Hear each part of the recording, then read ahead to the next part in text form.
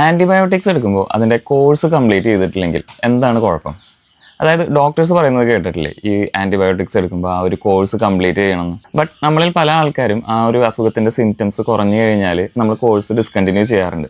അപ്പോൾ അങ്ങനെ ചെയ്തു കഴിഞ്ഞാൽ എന്താണ് കുഴപ്പം? നമ്മൾ ഈ ആൻറ്റിബയോട്ടിക്സിൻ്റെ കോഴ്സ് കംപ്ലീറ്റ് ആക്കാണ്ടിരിക്കുമ്പോൾ നമ്മുടെ ഈ അസുഖത്തിന് കാരണക്കാരായിട്ടുള്ള ബാക്ടീരിയയിൽ സ്ട്രോങ്ങസ്റ്റ് ആയിട്ടുള്ളത് ജീവനോടെ ഇരിക്കാനുള്ള ചാൻസസ് ഉണ്ട്.